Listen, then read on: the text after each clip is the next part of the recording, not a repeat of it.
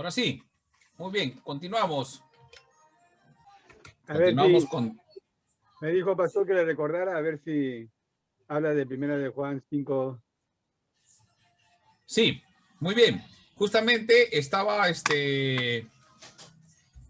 una Biblia que se llama Biblia textual, ¿no?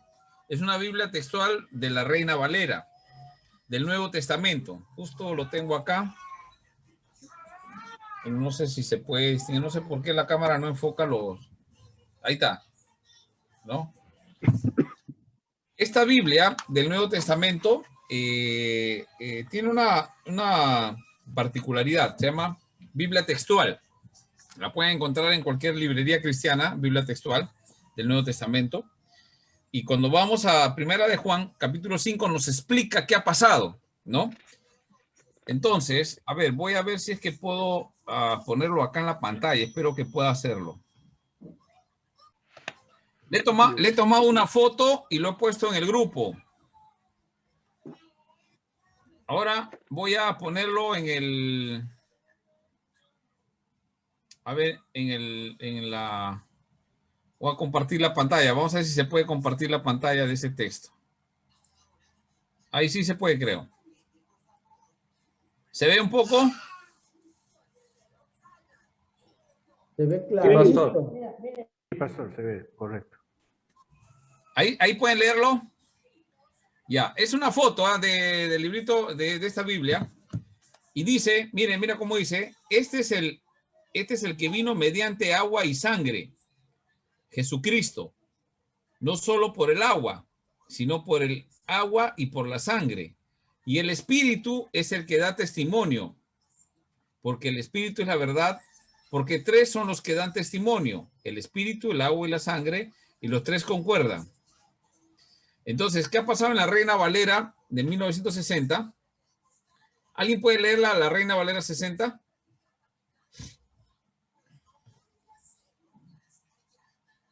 Juan 5, 7 y 8 Sí. dice así: porque tres son los que dan testimonio, el cielo, el Padre y el Verbo y el Espíritu Santo, y estos tres son uno. Y tres son los que dan testimonio en la tierra, el Espíritu, el agua y la sangre, y estos tres concuerdan. ¿En la Reina Valera 60? Sí, Primera Ya, de Juan habla. 5, 7 y 8. Ya, por favor, lee nuevamente el 7. Porque tres son los que dan testimonio en el cielo, el Padre, el Verbo y el Espíritu Santo, y estos tres son uno. Ya. O sea, está agregando algo que el texto en otro no figura. Entonces, ¿qué ha pasado acá? Acá voy a mandar la foto también al grupo para que lo puedan leer después con más detenimiento. Creo que yo lo entendí, pastor. En el versículo 7 dice, porque es, en la Reina Valera del 60, dice, porque tres son los que dan testimonio en el cielo. Agrega el Padre, el Verbo y el Espíritu Santo, y estos tres son uno. Y en el versículo que usted ha mandado al grupo, dice, porque tres son los que dan testimonio nada más. Sí. Mira, acá no sé si pueden ver en la diapositiva, dice 5.7, cita el 5.7, ¿no? 5.7 dice, 5.7. Después que de dan testimonio, el texto receptus añade lo siguiente: en el cielo, dos puntos, el Padre, el Verbo y el Espíritu Santo. O sea, Padre, Hijo, Espíritu Santo. Y estos tres son uno. O sea, eso es lo que agrega. Y de ahí pasa al versículo 8 y 3 son los que dan testimonio en la tierra, que estas palabras, ¿no? Y cambia otra cosa. Entonces, ¿qué ha pasado? Alguien ha agregado en el cielo, añade en el cielo el Padre, el Verbo y el Espíritu Santo, y estos tres son uno. Entonces, ¿qué pasa? Que el texto receptus es un texto que ha recibido para poder traducir la Reina Valera 60, han tenido algunas copias de originales. Primeramente, ya lo van a ver también en su momento. Les voy a explicar brevemente nada más para no confundirlos más de lo que debe hacer. Hay que estudiarlo un poquito con más detenimiento.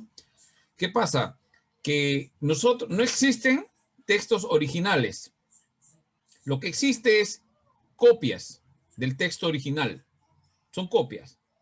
¿Por qué razón no existen los originales? Porque la preservación del material con que se hacían se han desaparecido. Entonces, ¿qué pasa? A través de la historia ha habido gente que ha copiado de un texto, lo ha copiado y lo ha repartido a otro. Y así han ido de iglesia en iglesia. Entonces, habían un grupo de copistas, ¿no? Entonces, ¿qué pasa? Que los manuscritos más antiguos, en este caso, cuando traducen la 60, ese manuscrito, el más antiguo, le pusieron por nombre el texto receptus, que es el texto recibido. Ahora, ¿qué pasa? Que ese texto en ese momento era el más antiguo. Entonces, ¿qué hace la Reina Valera? Saca del texto recepto y empieza a traducir conforme lo que él recibió. Pero después ha habido algunos hallazgos. Ustedes han escuchado de las cuevas de Qumran, los hallazgos de la biblioteca que estaba en la cueva de Qumran. Ese descubrimiento arqueológico, encontraron manuscritos y copias que datan más antiguas, o sea, copias más antiguas por el descubrimiento, pero que cuando tradujeron la Reina Valera 60 no tenían esa información. Entonces, en las copias más antiguas, esta frase no figura. En el cielo, el Padre, el Verbo, el Espíritu Santo, y estos tres son uno. No figura en las más antiguas, no figura, ¿no?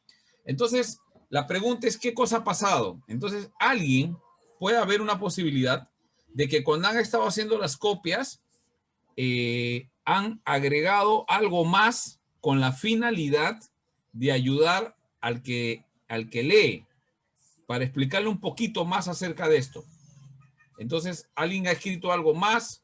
Entre tantas copias que han puesto, puede ser que ha sucedido eso, ¿no? Ahora, esto es alta crítica, ¿no? Al texto lo van a llevar en crítica textual. Entonces, acá, por ejemplo, dice, voy a leer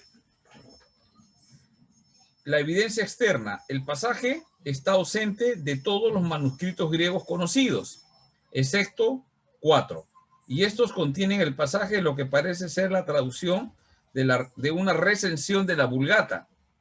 Estos 4 manuscritos son el manuscrito 61 del siglo XVI, el manuscrito 88 del siglo XIII, que tiene el pasaje escrito al margen con mano moderna, y en el manuscrito 629, ¿no? Del siglo XIV o XV, y el manuscrito 635 del siglo XI, que tiene el pasaje escrito al margen para una mano del siglo XVII.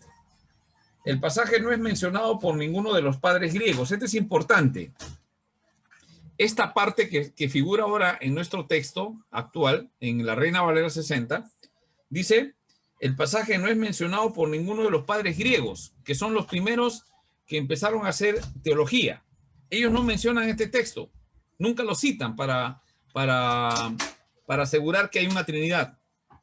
2. De haberlo sabido, ciertamente lo habrían empleado en las controversias trinitarias. En un tiempo de una batalla trinitaria era fuerte, pues, ¿no? Porque salían los judíos diciendo, Dios es uno, no puede ser tres. Están en una batalla tremenda. Aparecen los herejes diciendo unas cosas, diciendo otras cosas. Entonces, si los padres griegos, que eran los que estaban luchando para poder asentar la doctrina verdadera, la doctrina apostólica, si hubieran tenido este texto, lo hubieran mostrado, pero no existía. O sea, no lo mencionan ellos. Quiere decir que no ha habido en los manuscritos más antiguos este agregado. Dice, su primera, quienes habían sabido, ciertamente lo habrían empleado en las controversias trinitarias. Por ejemplo, se enfrentaban a Sabelio y a Arrio, ¿no? Controversias trinitarias. Son los dos que empezaban a hablar herejías acerca de la Trinidad. Lo explicaban como podían, pero los padres griegos lucharon contra ellos y este texto nunca lo menciona en esas luchas, en esas batallas que tiene. Tercero, el pasaje está ausente en los manuscritos de todas las versiones antiguas.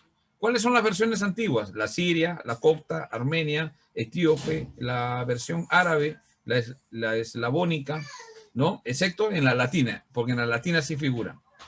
La probabilidad interna, en lo referente a la probabilidad de transcripción, si el pasaje hubiese sido original, no se puede hallar ninguna buena razón que justifique su omisión, bien accidental o intencionalmente, por copistas de cientos de manuscritos griegos y por traductores de versiones antiguas. Segundo, respecto a la probabilidad intrínseca, el pasaje simplemente rompe el sentido del contexto. Entonces, esa es la información que nos brinda esto.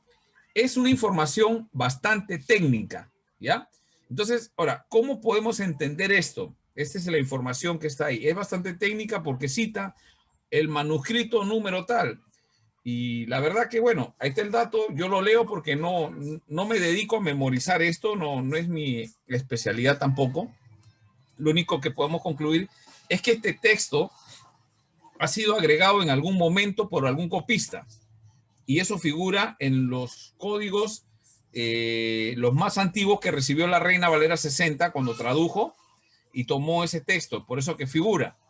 Pero si observamos las traducciones más antiguas, ¿cuáles son las más antiguas? Apareció el hallazgo de las cuevas de Qumran, aparecieron unas bibliotecas y unos rollos metidos ahí y hicieron las pruebas de qué fecha databan y eran de textos mucho más antiguos que el texto recibido, el texto recepto. Eso quiere decir que este texto al parecer no figura en los textos más antiguos, ¿ya? Entonces, ¿qué significa? Que a veces mejor es no tenerlo, hay que tener cuidado con esos textos, ¿no? Porque ahí ha intervenido alguien y ha corregido para poder ayudar, ¿no? Pero para poder ayudar, pero debemos recordar que Jesucristo y Pablo también decía que no debemos poner ni una tilde. Entonces, este pasaje, si bien es cierto, nos ayuda un poquito a entender el tema de la Trinidad, pero no está inspirado. De repente tiene razón, sí es verdad lo que dice, pero no está inspirado, no está en el texto. Ahora, eso va a pasar con algunos otros textos, ya los van a ir descubriendo. No es el curso, pero van a empezar ustedes a descubrir que algunos textos no están en los manuscritos más antiguos. Ahora, el otro problema es, eso es demoníaco, hay que enseñarlo en la iglesia. Bueno, si lo puedes explicar bien y no crea controversia o un argumento para que alguien agarre y desestime la Biblia, bueno, menciónalo y explícalo bien. Pero a veces es preferible no mencionarlo. Pero, por ejemplo, yo no predicaría, en mi caso, yo no predicaría con un texto que tiene cierta duda con el tema de la inspiración de esa parte. ¿Se entiende? ¿No? Entonces, sin embargo, lo mencioné acá. ¿Por qué? Porque nos ayuda a explicar un poco acerca de la Trinidad, ¿no? Es un texto que ayuda a explicar la Trinidad, pero al parecer esa parte no estaba en los manuscritos originales, ¿no? Y este es un texto que le escribió Juan, en la primera carta de Juan. Al parecer Juan no lo escribió así. ¿Sí? Ese texto dice, ¿no? Esa parte que he mencionado, él no lo ha escrito. Alguien lo ha escrito después para ayudar en un entendimiento de la Trinidad, ¿no? Pero no figura, ¿ya? Esa es la explicación un poquito simple. Espero no haberlos confundido más del tema. Pero sí, van a encontrar algunos otros textos, ¿no? Por lo menos en Juan capítulo 4, esa conversación de la mujer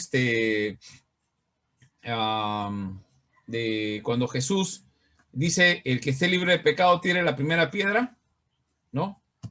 Está en Juan 8, ¿no?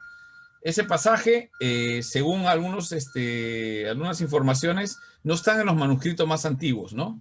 Entonces, alguien lo incluyó para ayudar a explicar algo.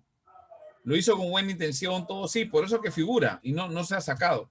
Pero si tú revisas, por ejemplo, otras traducciones más populares como Nueva Traducción Viviente, en Nueva Traducción Viviente no sale ese texto, ¿no? En algunos sí lo ponen porque, bueno, guarda armonía con el resto del texto bíblico, pero al parecer tiene un poco de duda en eso.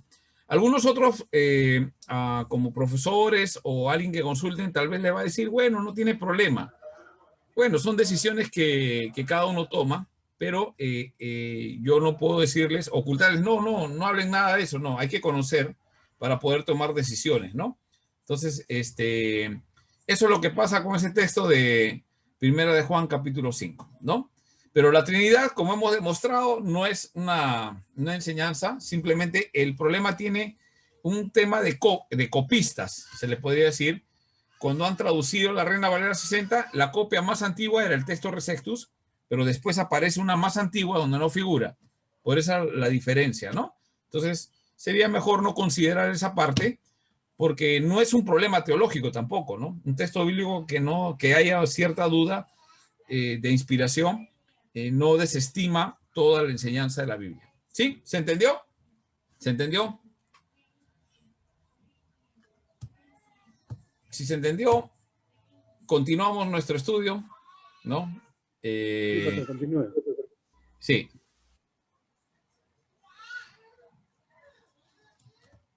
Ya. ¿Dónde nos quedamos? La pregunta que nos dejó, pastor. Ya. ¿Cuál era la pregunta? Hágame acordar, por favor. Ese sello que nos ha puesto el Espíritu Santo, ¿alguien nos lo puede sacar? Ya, ajá, ahí está. Vamos a responder para empezar. Ahora vamos a pasar al tema del pecado. O sea, si el Espíritu Santo, la figura literaria, porque es una figura literaria, usa el sello, porque en sí el Espíritu Santo no es un sello, sino que nos pone como un sello, que es una garantía, es una arras de que pertenecemos, no es un sello. La pregunta es, ¿será posible que ese sello el Señor nos lo borre? Si nos ha sellado, ¿no? Es posible que nos retire el sello, o sea, y si nos retira el sello, ¿cómo lo haría? Esa es una buena pregunta para poder nosotros ir viendo el tema de salvación, porque el sello que nos pone el Señor es un sello que nos permite salvación, que nos permite saber que somos salvos, el sello. Ahora, ¿cómo actúa ese sello? Esa es la pregunta. Ya, ahora, no vamos a entrar a profundizar con mucho detalle, pero según lo que vamos viendo en la Biblia, es un sello que es el sello que nos va a garantizar. O sea, yo como veo que soy cristiano por el sello. Entonces, uno se empieza a buscar, pero no en el cuerpo, ¿dónde estoy sellado? De repente, no es un sello visual, es un símbolo que nos indica que hemos sido sellados para el día de la salvación. Pastor, Sí. Pastor, desde el momento que nosotros hemos entregado nuestra vida a Jesucristo, hemos sido sellados por el Espíritu Santo, ¿Ya? Pastor. Eso es lo que dice la Biblia, ¿no? Perfecto. Sí. Sí. Entonces, claro. Pastor, Pastor, sí. Isaías 54, 7, 10 nos dice, y haré con ellos pacto eterno, que no me volveré atrás de hacerles bien, y pondré mi temor en el corazón de ellos, para que no se aparten de mí. O sea, significa que nunca lo perderemos, Pastor. Pastor, disculpe. Claro. Pastor, le digo, para mí Juan, el capítulo 10, si no me equivoco, es para mí uno de las promesas que Jesús dice, ¿no? Cuando le dice, yo les doy vida eterna, no perecerán jamás y nadie las arrebatará de mi mano. Para mí creo que esa promesa de Jesús es concerniente y es muy aplicable para enseñar este tema sobre si se pierde o no la salvación. Sí, claro, apunta el tema sobre la salvación. O sea, no estamos todavía para afirmar, porque ha quedado pendiente que eso va a ser una exposición en un día que vamos a ver algunos argumentos y vamos a discutirlo ahí. Vamos a orar, pedir al Espíritu Santo que nos ayude a poder tener toda la información de forma ordenada, hacer una teología sistemática que nos ayude a poder ver con claridad y explicar el tema de la salvación. Entonces, por lo menos con esto es un chispazo, ¿no? Pastor, Sí. no es que quizás nos ponga un sello, sino que el mismo Espíritu Santo es como si fuera un sello sobre nosotros. El Espíritu de Santo que mora en nosotros es como si Él nos sellara. No es que nos ponga un sello, ¿no? Sino Él nos sella para que nosotros seamos un templo y Él habite en nosotros. Bueno, es lo que yo entiendo. No, Pastor correcto. Antonio. O sea, no es, a ver, para responderle a hermano Leoncio, sí, o sea, no es un sello literal, o sea, no es un sello que como que, el sello de la bestia, ojo, el de Apocalipsis, ¿saben, no? Cuando nos va a sellar tampoco pensemos que, porque Apocalipsis es un libro simbólico, y la gente piensa que te van a poner 666 en la frente, muchas películas de exorcismo del anticristo hemos visto por películas, Hollywood es así. No es un sello literal, es un símbolo, como dice el hermano Leoncio. Entonces, es un sello, y un sello lo que indica es de que está sellado, pertenece a alguien. Entonces, ese sello le da identidad, le pertenece a alguien. Entonces, el Espíritu Santo lo que hace es sellarnos, y ese sello nos hace ver que estamos en el proceso de la salvación. O sea, que se empezó cuando hemos creído, hemos sido justificados. El Señor en este proceso, porque una de las cosas que siempre dudamos es eso, ¿no? Señor, si fallo, ¿me vas a quitar la salvación o no me vas a quitar la salvación? Que es el punto que lo vamos a resolver cuando corresponda. Pero tenemos un avance con respecto al tema de del sello. Entonces el sello, la pregunta era, si el Señor nos ha sellado, es posible que o sea, en este caso, que nos ha dado de su Espíritu Santo, y su Espíritu Santo en nuestras vidas está teniendo frutos. Estamos cambiando nuestras actitudes, nos sometemos a la palabra de Dios. Si bien es cierto, a veces fallamos, todos fallamos, pero la Biblia dice, abogado tenemos en el cielo, nuestro Señor Jesucristo. Si confesamos nuestros pecados, Él nos limpia. O sea, el arrepentimiento y la fe van de la mano, ¿no? Para poder regresar a Cristo, ¿no? Como hemos visto en muchos pasajes de la Biblia. Muy Pastor bien. Antonio. Hermano César. Sí, César, ahora sí. Sí, en Efesios 1:13 dice, en Ya. él también, dicen vosotros, habiendo oído la palabra de verdad, el evangelio de vuestra salvación, y habiendo creído en él, fuiste sellado con el Espíritu Santo de la promesa, dice el pastor. Sí. O sea, el sello empieza con una promesa, ¿no? Y nosotros hemos creído en esa fe, ¿no? Y andamos por esa fe. Y esa es la fe Ahora, algo más que algo más que voy a mencionar, simplemente para ir estudiando hasta el día. Ahí cuando habla de la promesa, no está hablando del Espíritu Santo prometido, que está hablando en Pentecostés. Entonces, Sí. justamente el original habla justamente del Espíritu Santo prometido. Y por eso justamente el dilema es que no es que el Espíritu Santo nos sella, sino que el Espíritu Santo, como usted lo mencionó, es el sello. Es decir, es el Espíritu Santo que ahora mora en nosotros. Es lo que nos identifica como hijos de Dios. Aquel que no tiene el Espíritu Santo no es hijo de Dios. O sea, ese es el punto, ¿no? Ahora, el dilema es justamente, normalmente, como usted lo ha mencionado, uno peca, falla, venimos delante del Señor, Él nos perdona. El problema no es cuando uno tiene arrepentimiento y busca a Dios. El problema viene cuando uno endurece su corazón. Y justamente hay muchas personas que incluso han caído en eso. Algunas se han arrepentido y justamente la oportunidad de arrepentimiento está hasta antes de que parta la persona.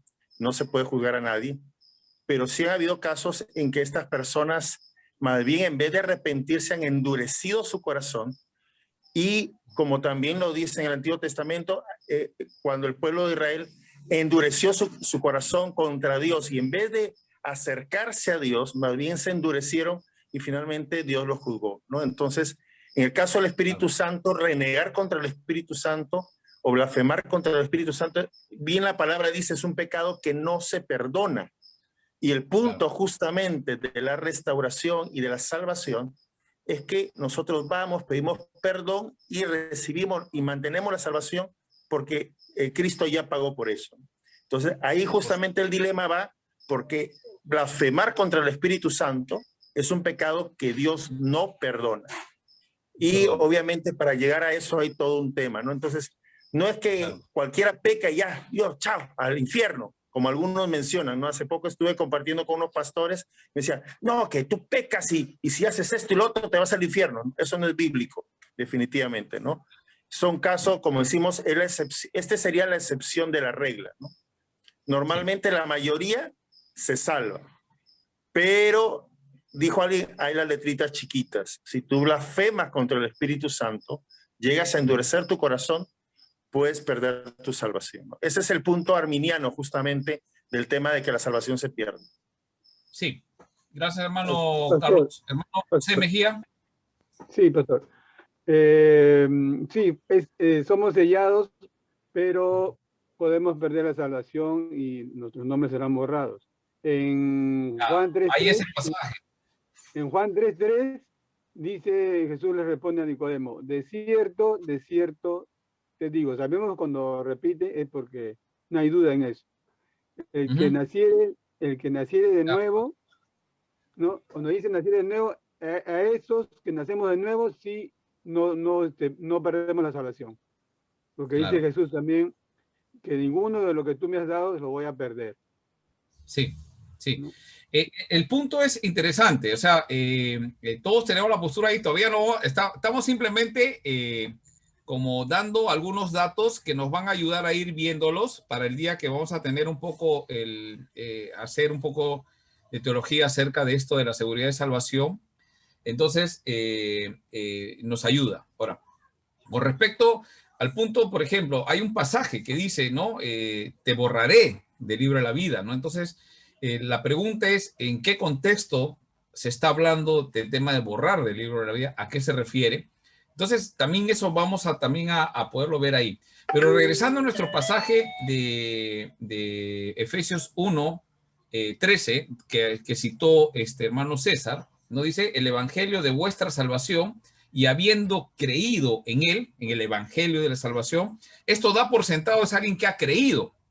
El que cree en el evangelio tiene fe verdadera. No es que cree que Dios existe, ¿ah? Muchas personas creen que Dios existe.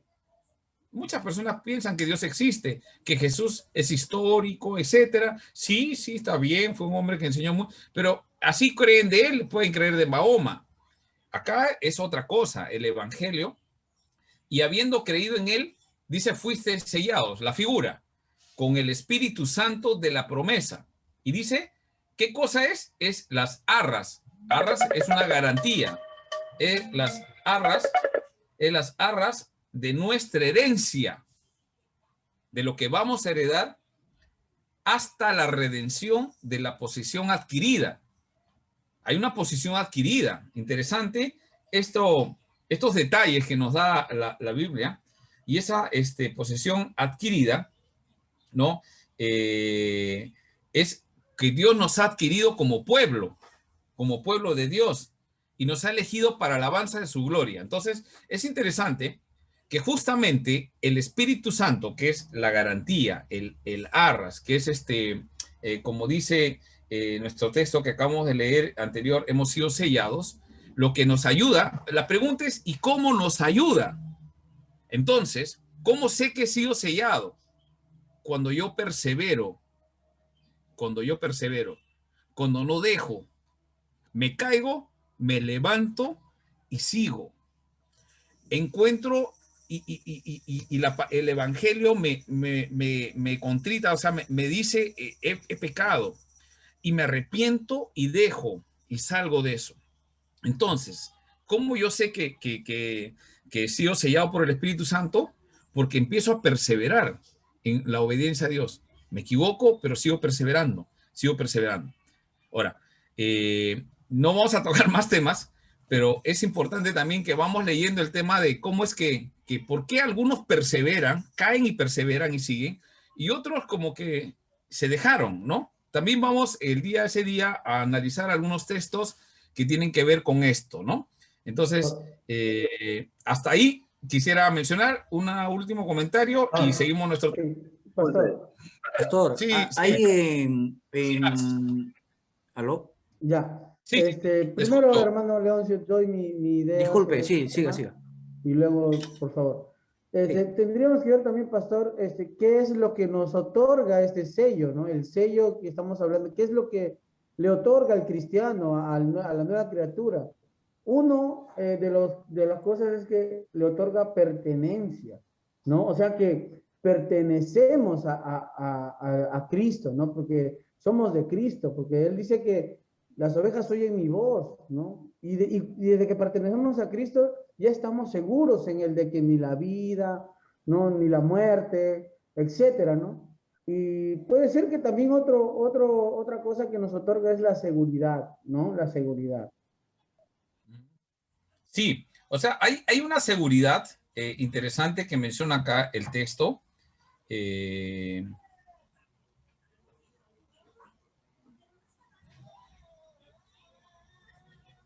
A ver, acá menciona, es que se me apagó. Ya, y está hablando de esta garantía. ¿A quién le está hablando? A gentiles. No está hablando exactamente al pueblo de Dios, sino a los gentiles que están en Éfeso, ¿no? Que también han oído la verdad, el versículo 13, ¿no? El evangelio, que es la buena noticia de Dios, que también a ellos los salva. Está en ese contexto, está Efesios, ¿ah? ¿No? No que está salvando al mismo pueblo de Dios. El ministerio de los apóstoles principalmente fue a los judíos. Jesús fue a los judíos, ¿no? Con algunos gentiles sí trató, pero principalmente he venido a la casa de Israel, ¿no? Y he venido por los enfermos de la casa de Israel, no por los sanos, dice, ¿no? Entonces, sin embargo, Efesios, Pablo ya está yendo a los gentiles y le dice, ustedes han oído el evangelio, la buena noticia, que los salva. Además, creyendo en Cristo, Dios los identificó como suyos. Esta es la nueva traducción viviente, los identificó como suyos, lo que dice Max, ¿no? Les da identidad, los identificados, pertenencia, ¿no? Al darles su Espíritu Santo. Y acá está la controversia, que yo después voy a mencionar, pero al parecer, un poquito, algunos creen que tienen el Espíritu Santo, pero viven como si no tuvieran el Espíritu Santo. Y otros sí tienen al Espíritu Santo, están luchando y están volviendo, pasa algo, pierden, caen, se restablecen, están así. Evidentemente la Biblia menciona el hombre natural, el hombre sin Dios, ¿no? Menciona también el hombre carnal, el cristiano, el hombre espiritual carnal, ¿no? El que tiene el Espíritu Santo, pero lo tiene apagado y contristado. Y hay el hombre espiritual, ¿no? Que pone la mira en las cosas de Dios, etcétera, ¿no? Entonces, eso es importante. Otra cosa también que tenemos que tener en cuenta es de que cuando el Señor habla, está hablando de quiénes va a tener en su mano. A los que el Padre me ha dado. Hay algunos que el Padre ha dado. ¿Y quiénes son los otros que están ahí? Y están creciendo juntamente con los cristianos. Jesús explicó, ¿no? El trigo y la cizaña, ¿no? Los dos crecen igual. Algunos parecen que son cizaña y uno apresuradamente va a querer cortarlo. Y Jesús dice, no los cortes, no vaya a ser, ¿no? Que, digamos, en la práctica sacamos pensando que era cizaña y era trigo, ¿no? Es algo que no, ya vamos a ver si es posible o no es posible, pero a la hora de dar frutos es el punto, ¿no? A la hora de dar ese fruto, ¿no? Entonces, también hay pasajes que dicen que en el momento final van a venir algunas personas y le van a decir, Señor, Señor, yo en tu nombre hice tales cosas, o sea, parecían evangélicos, ¿no? Bien espirituales, con poder, manifestación, y el Señor le dice, yo no te conozco, hacedor de maldad, y tiene que ver con un tema de relación, que no hay una relación, no los conoce, ¿no? Entonces, todas esas cosas lo estoy mencionando para poder ir leyendo, observando pasajes, para el día que lleguemos a tratar ese tema ya de lleno, con todos los textos y las comparaciones, podamos articular. Muy bien. Ahora sí, pasamos nuevamente. Sí, Henry. Disculpe, pastor. Ya que usted había mencionado también, aparte de David y de Betsabé, y hablando de la salvación que pierden, no se pierden, aún el niño de aquella acto se salvó, dice la Biblia, ¿no? Porque así David lo confirma. ¿Cuál niño? El niño entre David y Betsabé, el primer hijo. Ya. David, sí. Sí, Sí, David dijo que él iría, dice, después donde él estaría. Entonces, mi sí. pregunta es, ¿será que todos los niños, bebés y niños, se salvan? No, es bien complicado poder asegurar eso, ¿no? Ahora, si es que la salvación se pierde, entonces podríamos, si es que la salvación se pierde, ¿no? Yo no estoy asegurando ni afirmando nada, pero si la salvación se pierde, entonces todos nacen salvos. Porque yo he sido niño, ¿no? Yo he sido niño, todos hemos sido niños, nadie ha nacido de frente como estamos ahorita, ¿no? Todos hemos sido niños, entonces en algún momento hemos perdido la salvación, porque necesitamos nuevamente confesar nuestra fe en Cristo. Entonces la pregunta es, ¿qué pasa con los niños, con los infantes, no? Esa es una buena pregunta, ¿no? Es una buena pregunta, ¿no? Y la única respuesta que podemos dar, porque este pasaje no es ese que hemos citado para asegurar que los niños son salvos, nosotros simplemente podemos decir que esos niños infantes que están por nacer o o mueren en el vientre, o alguien, una mala práctica humana como el aborto, corta sus vidas, ¿sabes qué? Todos los bebés están seguros en la mano de Dios. Dios sabe qué va a hacer. Nosotros no podemos decidir ahí si es salvo o no es salvo, no lo podemos saber. Lo único que sabemos es que todos los niños, si son creación de Dios, estarán seguros en la mano de Dios. Dios sabrá qué hacer, ¿no? En el caso del hijo de David, como David dice, él se ha ido y a donde ha ido, yo ya no, él no va a regresar, dice, pero yo iré, ¿no? Entonces de ahí podemos entender de que el sitio donde ha ido David es el cielo, ¿no? La presencia de Dios. Ese niño en particular está en la presencia de Dios, ¿no? Aún a pesar pues, que ustedes conocen cómo ha sido todo el tema del pecado. Pero David también reconoce que él ha sido concebido en pecado. O sea, el acto sexual no es un pecado en sí, sino hablando de la naturaleza pecaminosa de nuestras vidas, ¿no? Muy bien. Hasta ahí, ¿cómo se llama? Comentamos acerca de esto y tenemos 20 minutos para poder tratar un poquito el asunto de la doctrina del pecado, ¿sí? Es la segunda doctrina que queremos ver de las principales.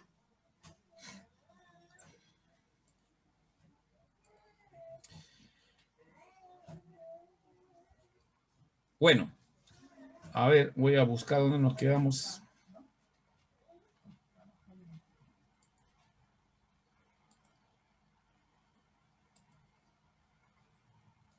La Trinidad del Espíritu.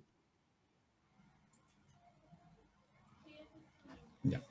Hay algunos pasajes, por ejemplo, para poder terminar un poquito lo anterior.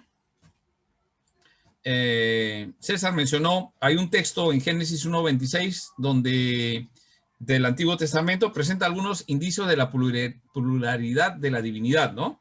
Hagamos al hombre, dice, ¿no?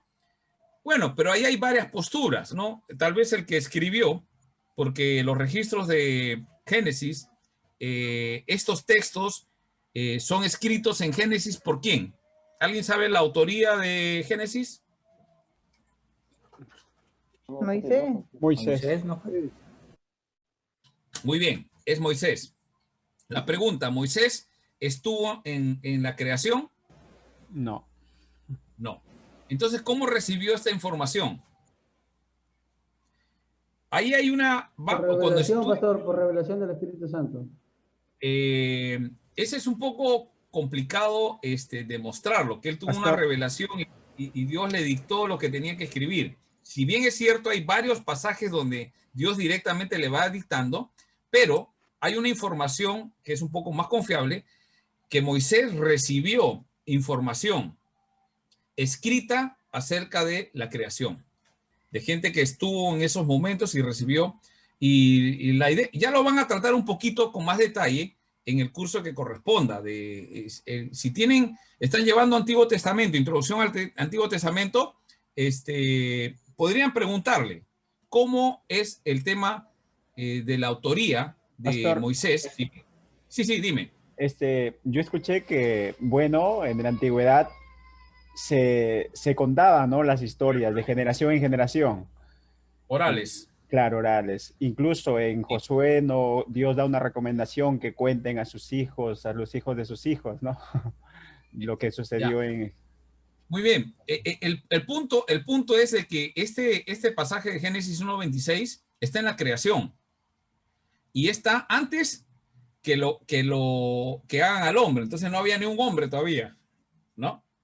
Entonces hay una conversación en el cielo y dice hagamos al hombre, ¿no? Y ese hagamos al hombre, la pregunta es ¿cómo Moisés sabe eso? Claro, una es la revelación de parte de Dios, sí, y Dios le hace, pero hay una forma que hay unos registros en unas tablillas, ¿no?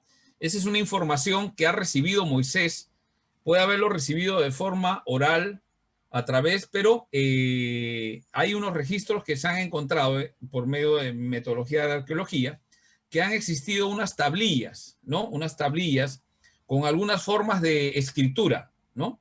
Entonces, Moisés ha recibido esa información de forma escrita, ¿no? Y él ha tenido la información de las cosas, de los acontecimientos que han habido. Y obviamente, como está en la Biblia, sí es inspirado. O sea, Moisés le escribió y sí está inspirado, ¿no? Entonces, acá hay un dato que la Biblia nos menciona, hagamos al hombre. Entonces, la pregunta es, ¿quién está acá? ¿Quién está hablando alguien en nombre de un reino? Es una postura, lo van seguramente en algún momento lo van a encontrar cuando estudien un poquito el tema de Antiguo Testamento, ¿no? Antecedente del Antiguo Testamento o introducción al Antiguo Testamento, creo que están llevando con el profesor Madrid, ¿no? Sí. ¿No? Ya. Tal vez él lo tiene preparado para explicarle un poquito eso y si no, pueden preguntarle también, ¿no? Y podemos yo les voy dando algunos datos. Entonces, ese hagamos al hombre puede ser de que alguien en representación de Dios ha hablado, como que representa un reino, entonces ellos dicen, hagamos, ¿no? Como que el Estado va a hacer algo, el Estado, vamos a hacer.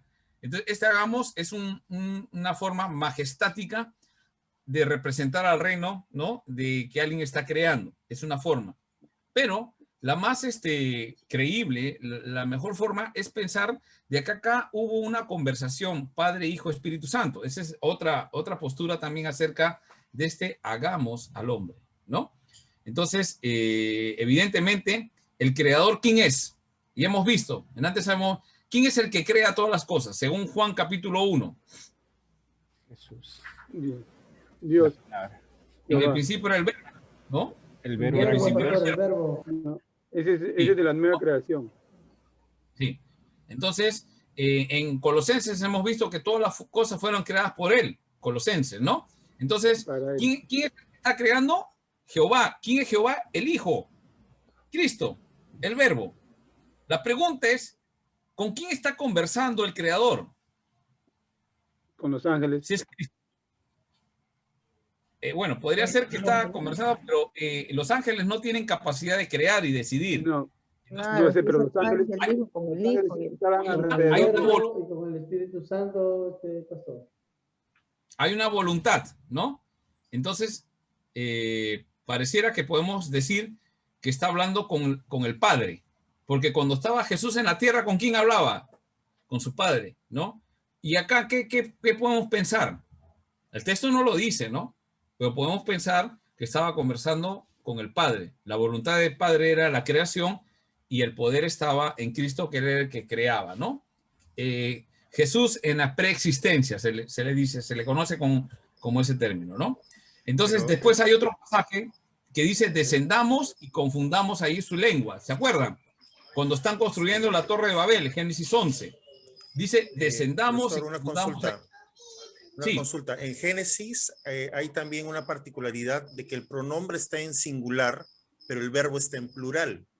Entonces, como usted lo está mencionando, es un pronombre tácito, pero no necesariamente significa que sean varios, sino que esté hablando, según este tema del idioma hebreo, de que está realmente hablando de una sola persona que es Dios, perdón, un solo ser que es Dios, pero en tres personas. Porque allí en Génesis está diciendo Dios en singular crearon los cielos y la tierra. Entonces, también hay eso que en el castellano no existe, ¿no? De que el pronombre sea singular y el verbo sea plural. Entonces, nosotros quizás a veces interpretamos como que hay varias personas, pero realmente en el hebreo sí, solamente para el caso de Dios se da esta particularidad. Claro. Bueno, por eso en la postulación del tema majestático, o sea, está hablando en representación, ¿no? De Dios, representando un reino. Entonces, hay esa posibilidad. El punto que nosotros por lo menos podemos observar que hay, no es una evidencia, pero se menciona. En Génesis 11:7 es un poco interesante porque dice, están construyendo la Torre de Babel, ¿no? Y ahí dice, descendamos y confundamos ahí su lengua, ¿no? Entonces, ¿con quién está hablando? Hay una conversación, ¿no? Ahí cabe la posibilidad, de repente está conversando pues con ángeles, ¿no?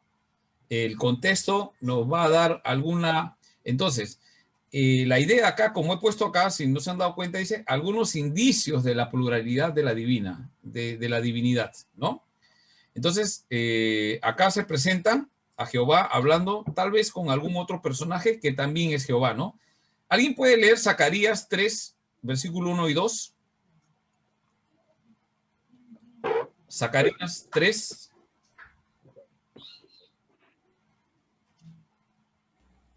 Dice, me mostró al sumo sacerdote Josué, el cual estaba delante del ángel de Jehová, y Satanás estaba a su mano derecha para acusarle.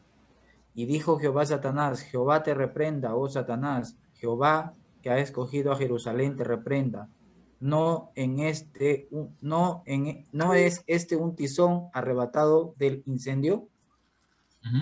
Entonces, es evidente que la Biblia menciona conversaciones que hay en el trono, ¿no? En Job, recordemos que dice que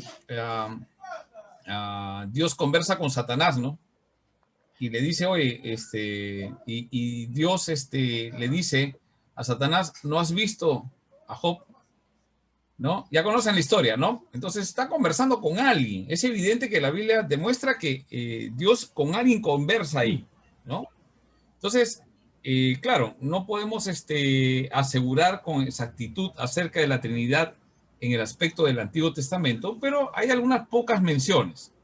Pero el Nuevo Testamento sí es concluyente, ¿no? A Jesús, evidentemente, en los textos de los evangelios se ve, ¿no? Mi Padre y yo uno somos, ¿no? Y en la Gran Comisión, como hemos visto, vayan y hagan discípulos a todas las naciones, bautizándoles en el nombre clarísimo, Padre, Hijo y Espíritu Santo, ¿no? Entonces, vemos cómo se desarrolla. Entonces, la Trinidad es una doctrina principal en las Escrituras. Y sigue siendo un misterio para explicar, por ejemplo, el tema cómo se comunican, ¿no? Después van a ver un poco en la lectura de Gruden el tema, en la doctrina de Dios, lo van a ver más adelante cuando se enseñe doctrina de Dios, los aspectos comunicables y los incomunicables, ¿no? Ahí van a entender un poquito, no quiero adelantarme porque ese es extenso. Sí, hermano Mejía. Pastor, le comparto una de Primera de Reyes 22:18. En adelante. Dice, y el rey de Israel dijo a Josafat, no te lo había yo dicho, ninguna cosa buena profetizará él acerca de mí, sino solamente el mal. Entonces él dijo, oye pues palabra de Jehová. Yo vi a Jehová sentado en su trono y todo el ejército de los cielos estaba junto a él, o sea, los ángeles. Ángeles. A su derecha y a su izquierda. Y dijo Dios, ¿quién inducirá a Acab para que suba y caiga en Ramot de Galat? Y uno decía de una manera y otro decía de otra manera. Y salió un espíritu y se puso delante de Jehová y dijo, yo lo induciré. Y Jehová le dijo, ¿de qué manera? Y él dijo, no, yo saldré y seré espíritu de mentira. Entonces, a mí, donde en la iglesia que yo nací, fue enseñado que Dios se reúne con los ángeles como lo relatan Job, ¿no? Cuando se presentó el diablo cochino y todo. Y entonces, Dios, como es democrático y siempre no es autoritario, siempre decía, hablando con los ángeles que están siempre a su alrededor. Hagamos esto, hagamos el otro, o quién inducirá, ¿no? Todo eso. Sí, sí. Evidentemente que en el trono, en el cielo, sí, o sea, si vamos a Apocalipsis, en Apocalipsis es evidente, es concluyente. Dice que el diablo es echado de la presencia del Señor. Entonces, ¿qué hace el diablo? No, el diablo está en el infierno, en la tierra. No, está en la presencia de Dios y lo que está haciendo es acusando a los siervos de Dios, lo está acusando. Pero va a llegar un momento que lo van a votar, ¿no? En Apocalipsis, ¿no? Habla acerca de eso, ¿no? Bueno, sí. Pastor, yo tengo una duda ahí. Ahí dice, y se presenta... Disculpe, siga. Sí. No, diga. Siga, disculpe. No, yo ya terminé. Sí, ahí dice, ¿no? Y se presentaron los hijos de Dios a Jehová, ¿no? En Job dice, ¿no? Y entre ellos Satanás. Ahí mi duda fue, ¿se le está considerando a Satanás como hijo de Dios o es una mención aparte de los hijos de Dios? Es interesante, son bastantes temas, son interesantes, ¿no? Entonces, qué sentido le damos? Entonces, la Biblia no se equivoca, no miente. Hay gente que, o por nuestra formación, ¿no? Y el punto es eso, ¿no, hermano? Por ejemplo, hermano Mejía me está contando, ¿no? Está contando que en su iglesia su pastor le ha enseñado, entonces él ha estado atento a esas enseñanzas, ¿no? Entonces, en esas enseñanzas tenemos que corroborar en la Biblia lo que dice, porque cuando nos enseñaron, nos pueden enseñar bien o de repente nos pueden enseñar con alguna interpretación. La ventaja que la teología siempre tiene que estar reformándose. Ojo, entonces nosotros vamos viendo, mira, y cada vez hay más estudios, vamos estudiando, vamos escuchando algunas otras posturas, vamos abriendo un poquito la mente, pero siempre el texto bíblico nos debe guiar.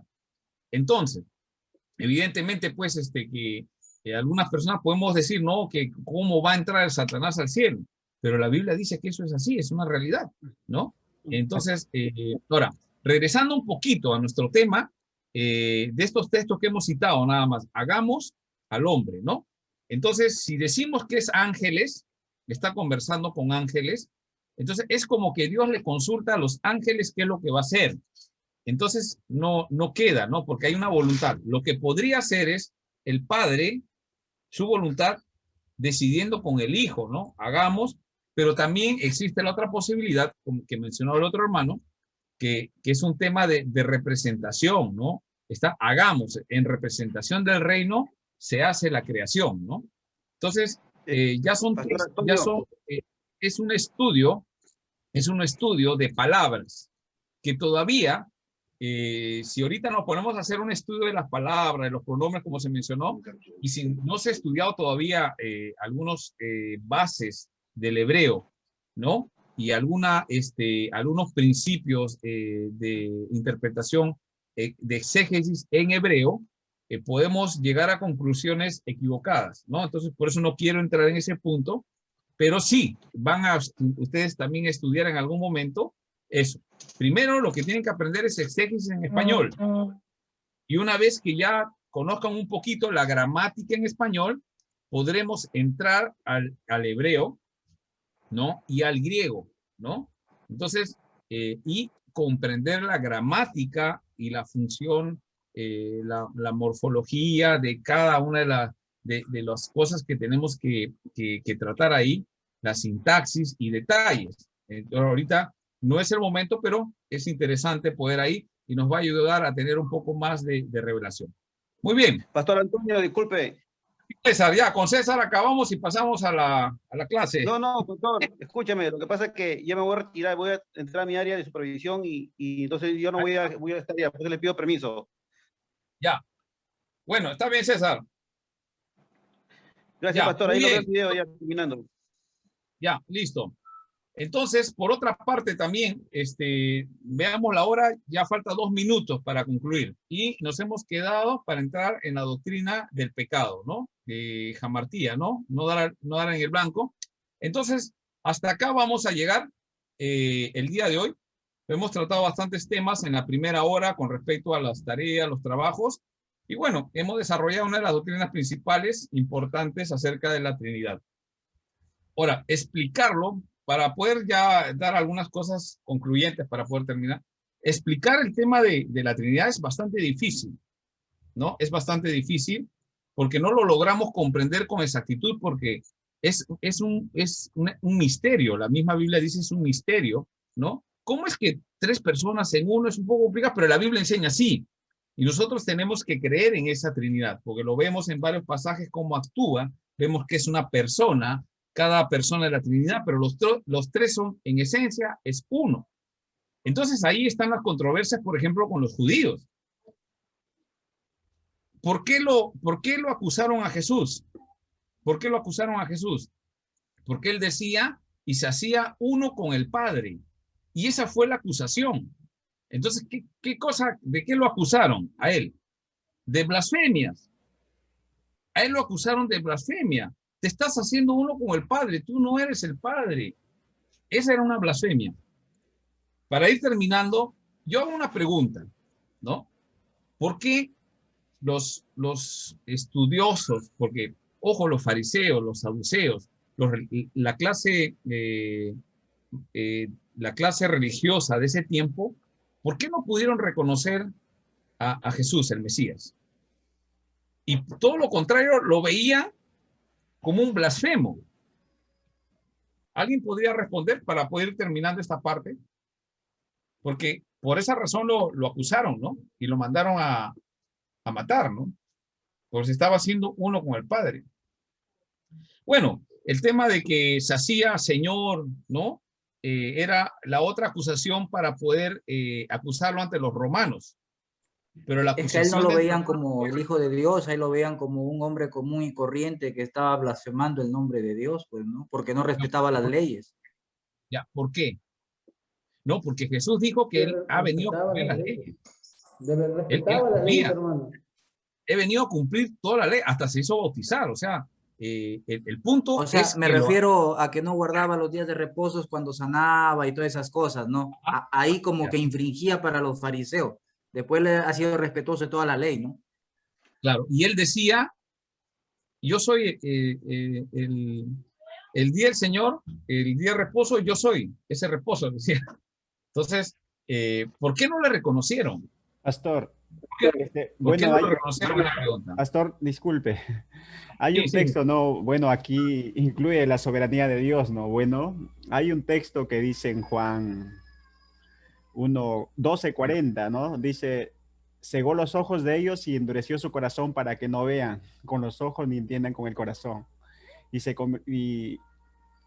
Bueno, yo creo que actúa la soberanía de Dios. Aquí es extenso esto, ¿no? Hablar de esto, y yo creo que todo depende de Dios, ¿no?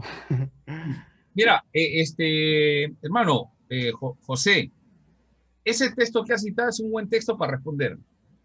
Así se responde teológicamente. Hay muchas cosas que podemos conocer. Yo puedo mezclar muchas cosas, pero respondamos con la Biblia.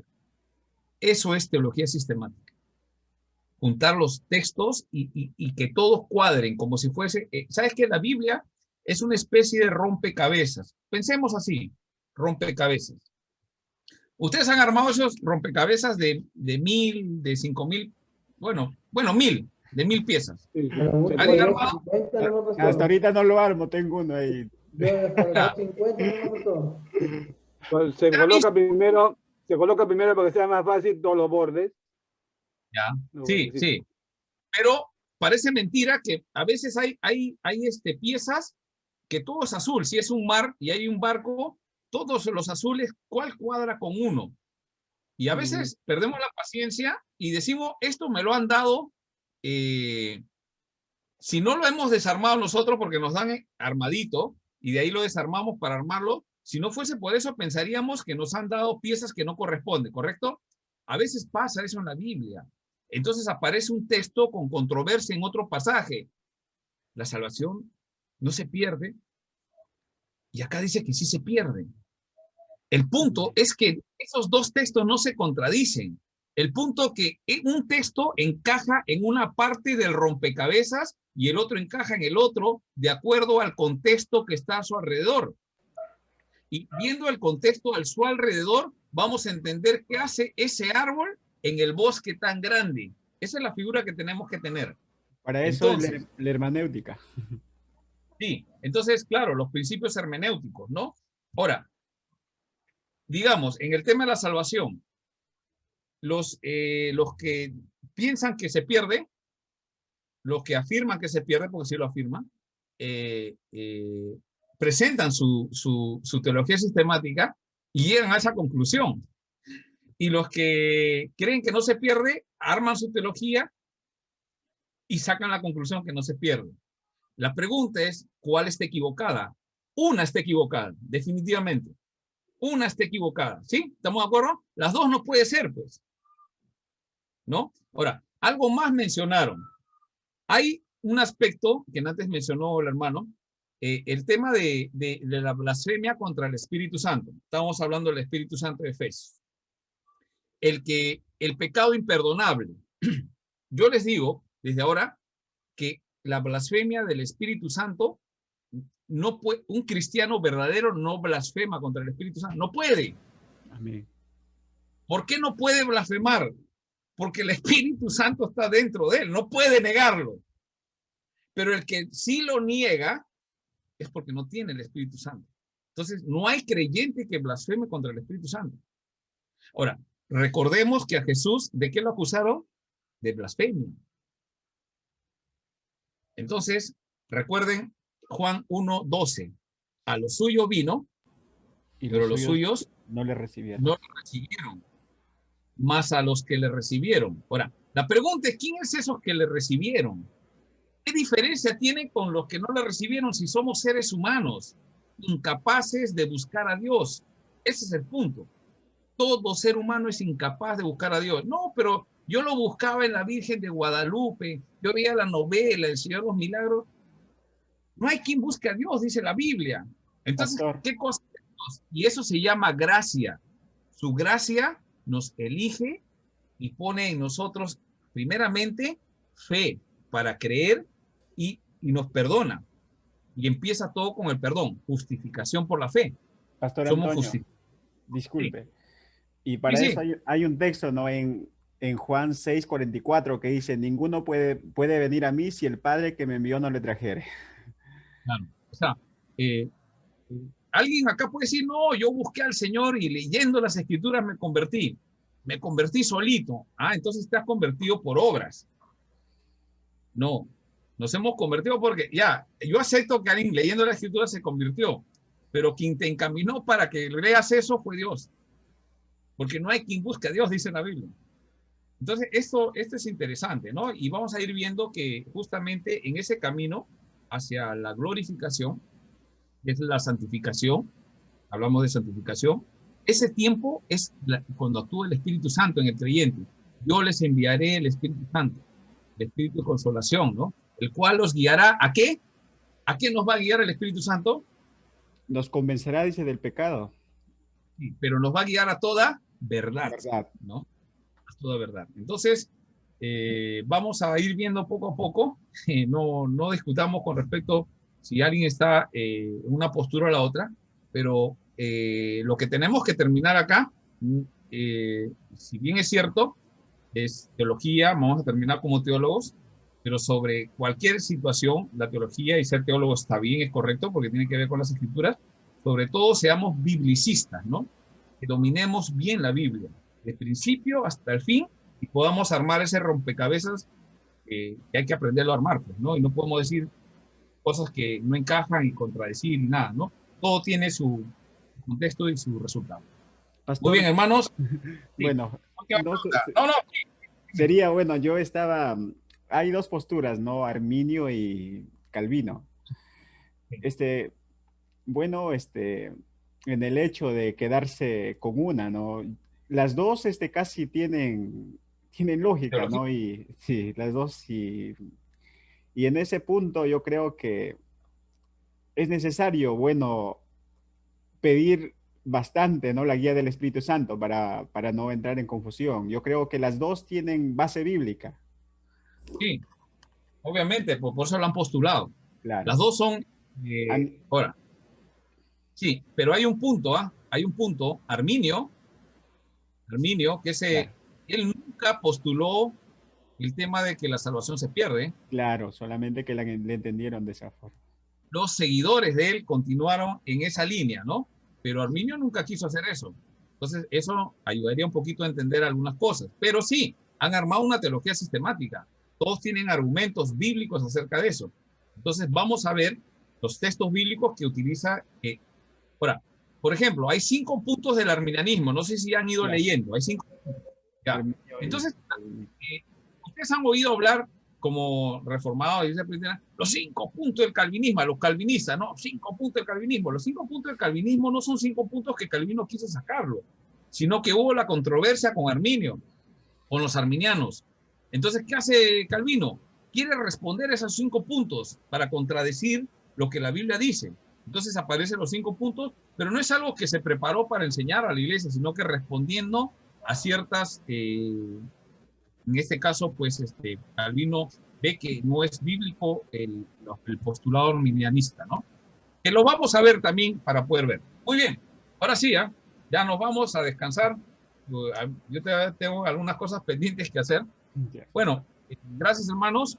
Sobre todo siempre leamos la palabra de Dios, leamos mucho la palabra de Dios, pidamos la guía del Espíritu Santo y sobre todo, todo esto que aprendemos tiene que caer sobre actitudes de nuestras vidas, ¿no? Pues si no, solamente quedamos, lamentablemente, algunos como fariseos, que dicen lo que tiene que hacer la iglesia, pero nosotros no lo hacemos ni con un dedo. Así dijo Jesús, ¿no? Es terrible, ¿no? Eso es terrible. Y de eso no queremos hacer teología. Esa es teología. Hay que ser práctico, la teología práctica, ¿no? El Señor dice, yo empiezo a vivir con eso, ¿no? Entonces, pero de todas maneras el conocimiento de la voluntad de Dios nos ayuda a todos a poder motivarnos a seguir haciendo las cosas de Dios, ¿no? A vivir conforme a esa palabra, ¿no? Bueno, muchas gracias, hermanos. Que Dios les bendiga. Vamos a terminar orando. Hermano Leoncio, ¿podrías terminar con unas palabras de oración? Claro. Gracias te damos, Señor, por estas clases, Señor, que están ilustrando nuestra vida, están preparándonos, Señor, de una manera académica.